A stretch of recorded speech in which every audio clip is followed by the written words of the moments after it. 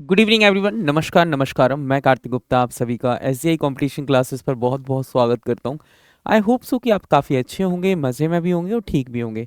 तो चलिए let's start the session. हम करते हैं सेशन को स्टार्ट। और आपको एक बात मुझे बताना मैं भूल गया हूँ, आपको बता भी देता हूँ। ये सेशन बेहद ही इंपॉर्टेंट होगा क्योंकि आज है 1 जनवरी 2025। सभी को wish you very happy new year. तो पहले दिन, साल के दिन पे भी हमने छुट्टी नहीं की, बस मेहनत करते रहें, आगे बढ़ते रहें, पूरी साल मेहनत चलती रहे। तो चलिए स्टार्ट करते हैं क्लास को। ओनली आज की क्लास में आते एक छोटी सी क्लास होगी, बहुत लंबी क्लास नहीं होगी, क्योंकि मेरा मन था कि मैं बस आप लोगों के लिए कुछ बेहतरीन सा कंटेंट ले जाऊं, 8-10 क्वेश्चन कर दूं, जिससे कि न्यू ईयर सेलिब्रेशन में आपका पढ़ाई का गैप ना हो। तो चलिए स्टार्ट कर लेते हैं। एक कोट के साथ आगे बढ़ेंगे। राह संघर्ष की जो चलता है, राह संघर्ष की जो चलता है वो ही संसार को बदलता है। राह संघर्ष की जो चलता है वो ही संसार को बदलता है। जिसने रातों से जंग जीती है, जिसने रातों से जंग जीती है, सुबह सूर्य बनकर वही चमकता है, सुबह सूर्य बनकर वही चमकता है। चलिए स्टार्ट बात करते हैं। आगे हम बात करेंगे welcome to this session spotting errors में। आज का क्वेश्चन, प्रीवियस क्वेश्चन को आप देख लेना। The chairman made it clear at the meeting that he will not step down from his position as chairman. तो एक बार मुझे आंसर बताना क्या हो जाएगा। The chairman made it clear at the meeting that he will not step down from his position as chairman. इसका बहुत simple सा आंसर है, एक बार आंसर करिए। प्रीवियस क्वेश्चन है आपका, फिर हमारा क्वेश्चन ऑफ द डे भी आएगा। प्रीवियस क्वेश्चन है तो क्वेश्चन ऑफ द डे भी आएगा। तो चलो एक एक करके हम बात को समझेंगे। आओ, एग्जैक्टली में जो मेड है वो क्या है, आपकी मेन वर्ब है। ये क्या है, आपकी मेन वर्ब है। फिर यहां पे लिखा है द चेयरमैन। जो सर द चेयरमैन है वो क्या है सर, इसका सब्जेक्ट है। द चेयरमैन कौन है सर, इसका सब्जेक्ट है। Okay, the chairman made it clear. Chairman ने क्या किया, इस बात को क्लियर कर दिया। क्लियर क्या है, इट क्या है, इसका ऑब्जेक्ट है। देख रहे हो, ये मेन वर्ब, ये इसका सब्जेक्ट, ये इसका ऑब्जेक्ट, मतलब ये वाली कहानी यहां तक ठीक है। मेड इट क्लियर, इसको क्या किया, क्लियर किया। क्लियर क्या करना क्या है सर, एडजेक्टिव है। किसको करें, कोई भी चीज थी, स्टेटमेंट की।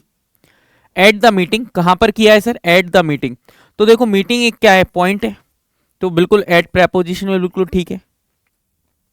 That he will not step down from his position.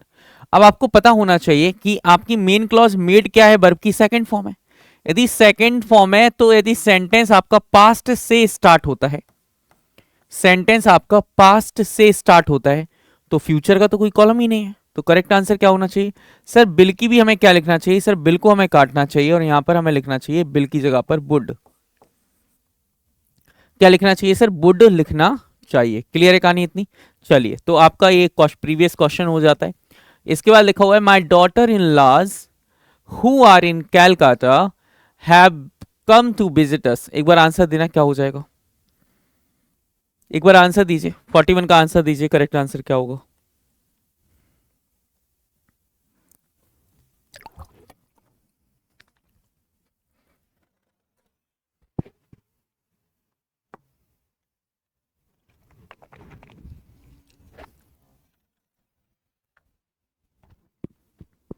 एक बार आंसर करिए।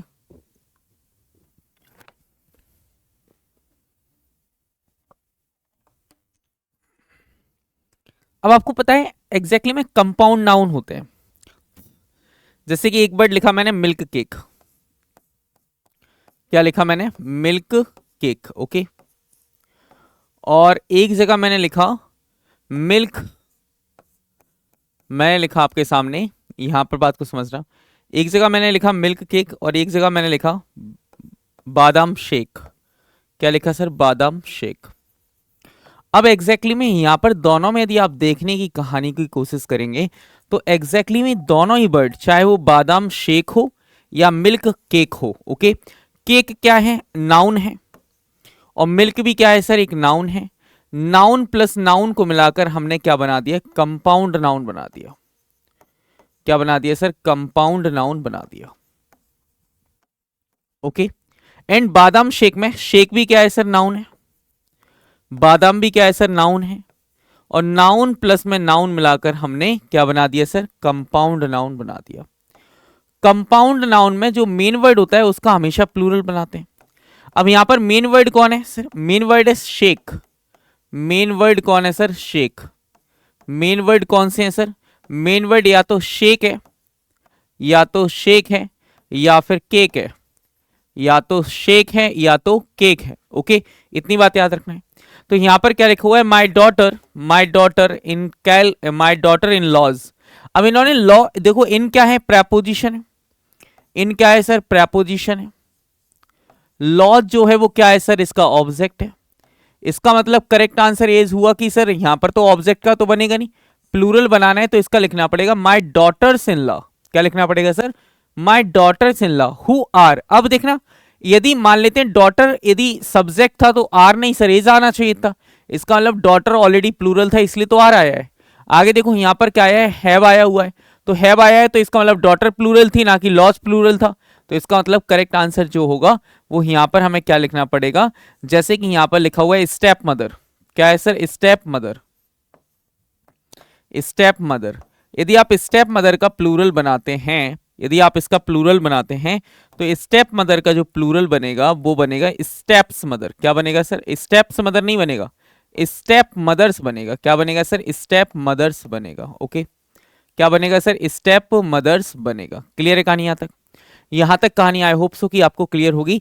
तो आपको जो हमेशा हमेशा एक बात याद रखनी है कि हमेशा मेन नाउन का प्लूरल बनाया जाता है, उसके पहले ऐसे नाउन जो कि एडजेक्टिव की तरह यूज हो रहे हैं उनका कभी भी हम प्लूरल नहीं बनाते, उनका हम कभी भी प्लूरल नहीं बनाते। इतनी बात आपको, कॉमन सी बात आपको याद रखनी है। ओके, तो क्या हो जाएगा sir, my my daughters in law. क्या हो जाएगा sir, my daughters in law who are in Kolkata have come to visit us। Okay, अगले क्वेश्चन में बात करते हैं। लिखा हुआ है he asked me, उसने मुझसे पूछा what my name is, what my name is and where I came from, कि मैं कहां से आ रहा हूं एंड मेरा नाम क्या है।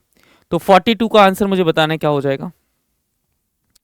he asked me, अब आपको पता है यहां से मैंने आपसे पूछा आस्क क्या है, आपकी मेन वर्ब है। बड़े ध्यान से समझना, आस्क क्या है आपकी मेन वर्ब है। आस्क क्या है आपकी मेन वर्ब है, बोलो यस सर। आस्क क्या है आपकी एक मेन वर्ब है। तो ही आस्क मी, उसने मुझसे पूछा। मी क्या हो गया सर, इसका ऑब्जेक्ट हुआ। मी क्या हो गया सर, इसका ऑब्जेक्ट हो गया। ही आस्क मी, उसने मुझसे पूछा।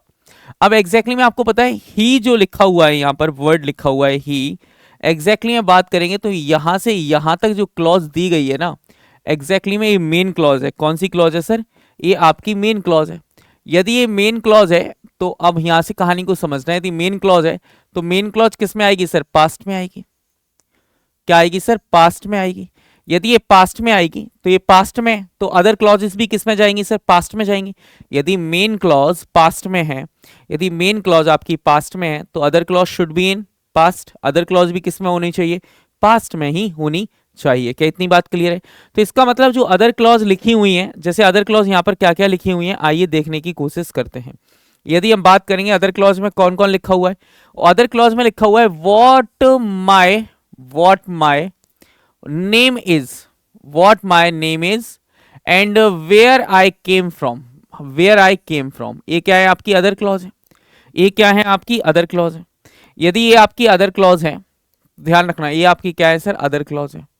यदि ये क्या है सर, अदर क्लॉज है। यदि ये आपकी अदर क्लॉज है तो इसका मतलब ये हुआ कहानी कि सर यदि मेन क्लॉज आपकी पास्ट में है, यदि एक होती है सर मेन क्लॉज, एक होती है सर आपकी अदर क्लॉज। एक क्या है मेन क्लॉज, एक क्या है अदर क्लॉज।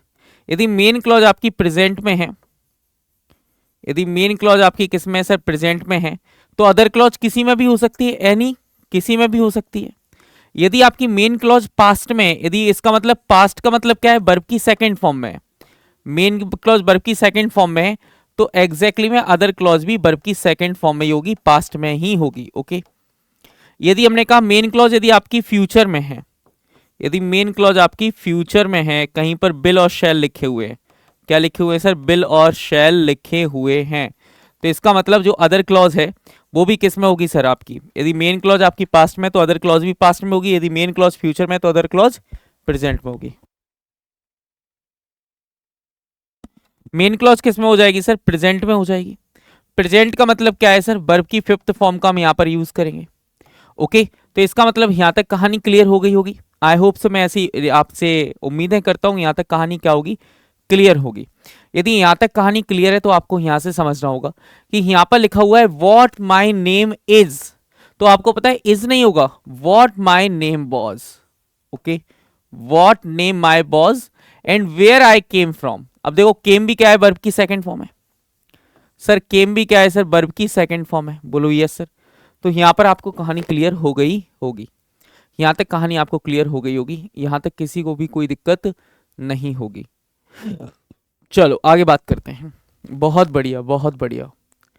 चलिए अगले क्वेश्चन की तरफ रुक करते हैं। अगला क्वेश्चन क्या है, there has always been some form of education but there has not always been schools. Okay, so answer पहले आपको समझना है देयर और इट का कॉन्सेप्ट एग्जैक्टली में। आओ समझने की कोशिश करते हैं। लास्ट वाली क्लास में भी समझाया था, आज मैं वापस समझाऊंगा आपको।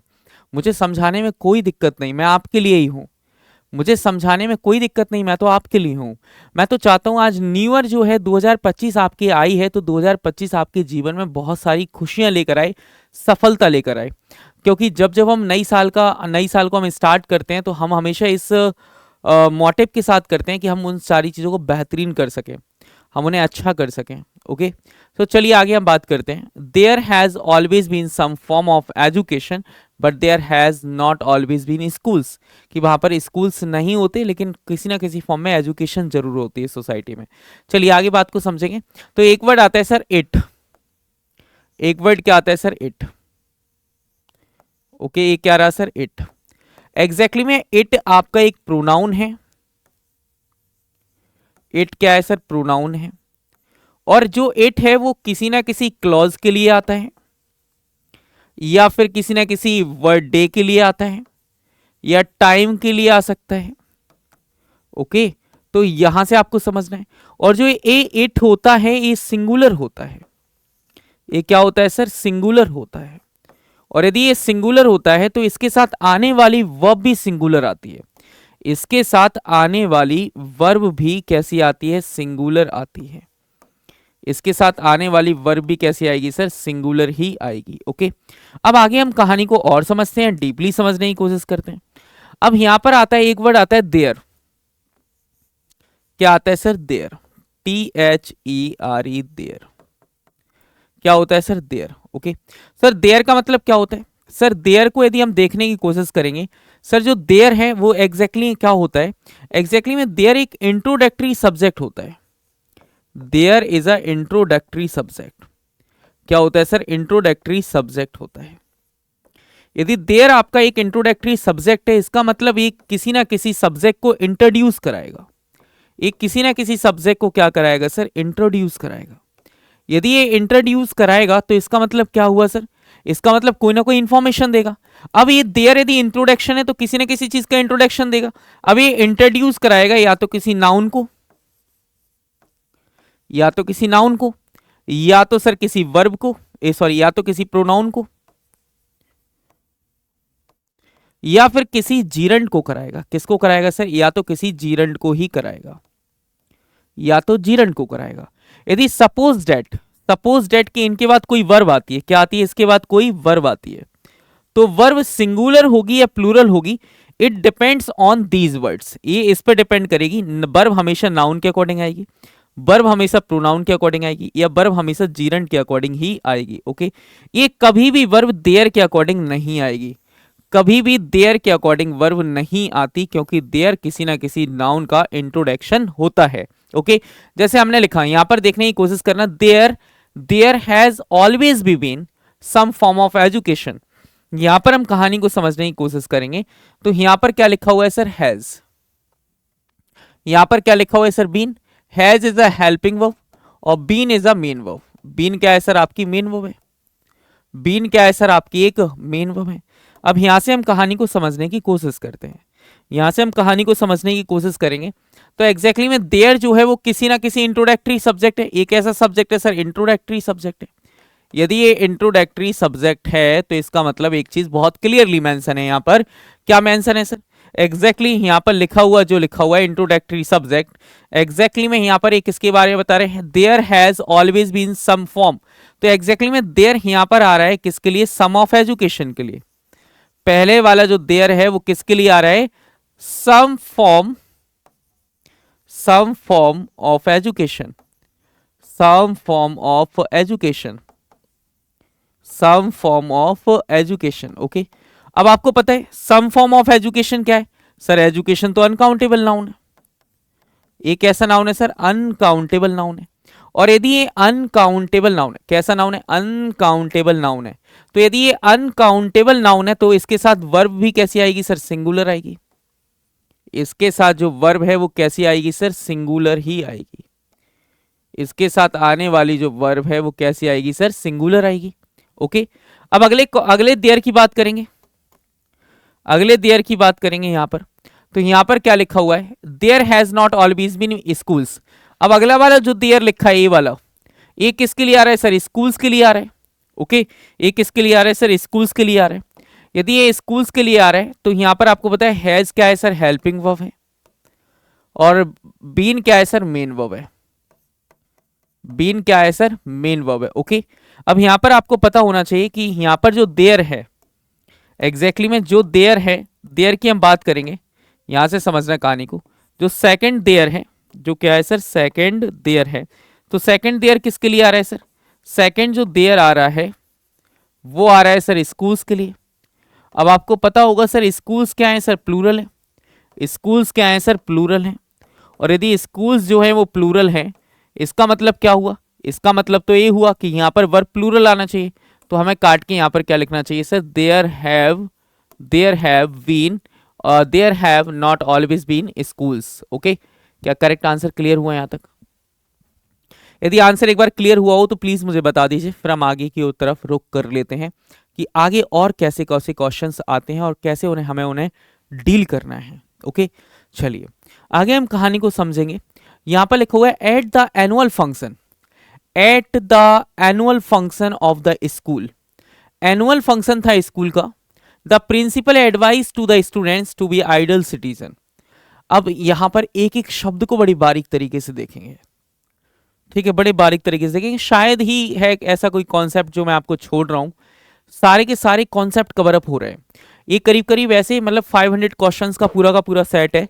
ये पूरी कंटिन्यू एक सीरीज चलेगी। ये सीरीज जो चलेगी वो पार्ट 1 पार्ट 2 पार्ट 3 करके चलेगी। जैसे ये पार्ट 9 के आसपास होगा इस। ओके, हमने ओल्ड ईयर्स को न्यू ईयर्स में कन्वर्ट कर लिया है। मतलब जो सीरीज ओल्ड ईयर में स्टार्ट हुई थी उसे हम नए ईयर में लेकर जा रहे हैं।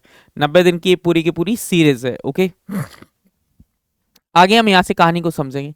लिखा हुआ है at the annual function of the school. Okay, eight the annual function of the school. अब यहां पर देखना जो एट है वो क्या है सर? प्रेपोजिशन है। At is a preposition. Okay, at क्या है सर? प्रेपोजिशन है। द एनुअल फंक्शन इसका ऑब्जेक्ट है। द एनुअल फंक्शन क्या है सर? इसका ऑब्जेक्ट है। बड़े ध्यान से समझना। एनुअल फंक्शन क्या है सर? इसका ऑब्जेक्ट है। बोलो yes sir. Eight the annual function of the school. Of क्या है सर? प्रेपोजिशन है। ऑफ क्या है सर? प्रेपोजिशन है। और द स्कूल जो लिखा हुआ है, द स्कूल जो है वो इसका ऑब्जेक्ट है। इसका मतलब हर एक चीज अभी क्लियर चली आ रही है। अब आप देखते हैं द प्रिंसिपल एडवाइज्ड। अब आपको पता है एडवाइज्ड क्या है आपकी? एडवाइज्ड जो है वो आपकी मेन वर्ब है और ये मेन वर्ब की सेकंड फॉर्म है। ओके, अब आपको पता है द प्रिंसिपल जो हुआ है वो क्या हुआ है सर? सब्जेक्ट हुआ है। द प्रिंसिपल जो है वो क्या है सर? सब्जेक्ट है। वो क्या है सर? सब्जेक्ट है। ओके, द प्रिंसिपल क्या है सर? सब्जेक्ट है। अब यहां से आपको कहानी को समझना है और जानने की कोशिश करना है। क्या यहां से कहानी को समझना है कि आपको पता होना चाहिए जितनी भी मेन वर्ब होती हैं वो दो टाइप की होती हैं। दुनिया की कोई भी मेन वर्ब हो वो हमेशा कितने टाइप की होगी सर? दो। या तो वो लिंकिंग वर्ब है, या तो वो क्या है सर? लिंकिंग वर्ब है। ओके, या तो वो सर एक्शन वर्ब है। या तो सर फिर वो क्या है सर, एक्शन वर्ब है। ओके, अब यहां से कहानी को समझने की कोशिश करेंगे। यहां से जो एक्शन वर्ब होता है, जो एक्शन वर्ब है वो या तो ट्रांजिटिव होगी, क्या होगी सर, ट्रांजिटिव होगी, या इंट्रांजिटिव होगी, या इंट्रांजिटिव होगी। अब सर ट्रांजिटिव वर्ब्स कौन सी होती हैं? ट्रांजिटिव वर्ब्स जो होती हैं जो हैव ऑब्जेक्ट, जिनके ऑब्जेक्ट होते हैं, हैव ऑब्जेक्ट, जिनके ऑब्जेक्ट्स होते हैं। ओके, हैव ऑब्जेक्ट्स, इसका मतलब क्या हुआ, जहां पर आपको व्हाट या हुम का आंसर मिल जाएगा, व्हाट और हुम का आंसर आपको मिल जाएगा, वो ट्रांजिटिव वर्ब होंगी। इंट्रांजिटिव का मतलब होता है don't have object, don't have an object, जहां पर ऑब्जेक्ट नहीं होते, डोंट हैव एन ऑब्जेक्ट, जहां पर ऑब्जेक्ट नहीं होते, जहां पर आपको व्हाट और हुम के आंसर नहीं मिलेंगे, जहां पर आपको व्हाट और हुम के आंसर नहीं मिलेंगे। यदि व्हाट और हुम के आंसर नहीं मिलेंगे तो वो इंट्रांजिटिव वर्ब होंगी। स्पेशली यदि हम बात करें यहां पर जो आंसर्स आएंगे वो या तो वेयर के आएंगे, या फिर सर वाई के आएंगे, या फिर हाउ के आएंगे, या फिर सर वैन के आएंगे। ओके, किसके आएंगे सर, वैन के आएंगे। एग्जैक्टली में ये वाली बात आपको याद रखनी है। तो एग्जैक्टली मैंने पूछा the principal advise whom, principal ने किसको एडवाइस दी, तो द प्रिंसिपल एडवाइज होम, यदि हमने होम से आंसर लिया तो जवाब में आया सर द स्टूडेंट्स। किसको जब किसको एडवाइस दिए सर, द स्टूडेंट्स को एडवाइस दिए। इसका मतलब सर ये ऑब्जेक्ट है, ऑब्जेक्ट किसका है सर, ये वर्ब का ऑब्जेक्ट है। और याद रखना वर्ब और उसके ऑब्जेक्ट के बीच में कभी भी कोई भी वर्ड नहीं आता। वर्ब और उसके यदि वर्ब दिया हुआ है उसके जस्ट ठीक बाद क्या दिया होगा सर, ऑब्जेक्ट दिया होगा। क्या दिया होगा सर, ऑब्जेक्ट दिया होगा। तो इस वर्ब और ऑब्जेक्ट के बीच में, वर्ब और ऑब्जेक्ट के बीच में ना ही कोई एडवर्ब आएगा, ना ही कोई एडवर्ब आएगा, ना ही कोई प्रेपोजिशन आएगी, ना ही कोई एडवर्ब आएगा, ना ही कोई प्रेपोजिशन आएगी। इतनी बात आपको याद रखनी है। क्या इतनी बात क्लियर है यहां तक? यदि एक बार मुझे बता दीजिए यदि इतनी बात क्लियर है तो चलिए आगे क्वेश्चन की तरफ रुक करते हैं। 45 नंबर का क्वेश्चन ये रहा आपके सामने डिस्प्ले बोर्ड पर। तो इसका जो करेक्ट आंसर क्या हो जाएगा, यहां से हमें टू को हटाना होगा। हमें क्या लिखना होगा, advise the students to be ideal citizens. अगला क्वेश्चन है, these are the ideas and ideals, okay, which have shaped our economy thought throughout होगा, thought in the past, okay, economic thought which have shaped our economic thought in the past। अब यहां पर क्या लिखा हुआ है sir, in the past. क्या लिखा हुआ है sir, in the past. Sir in the past का मतलब क्या हो रहा है, बात हो रही है पास्ट की, बात हो रही है पास्ट की। यदि बात हो रही है पास्ट की तो क्या लिखा है sir, in the past. Okay, यदि इन द पास्ट लिखा हुआ है तो यहां तक कहानी आपको समझनी है और यहां पर जानने की आपको कोशिश भी करनी है कि यहां तक कहानी क्लियर है। यदि यहां तक कहानी क्लियर तो प्लीज मुझे बता दीजिए।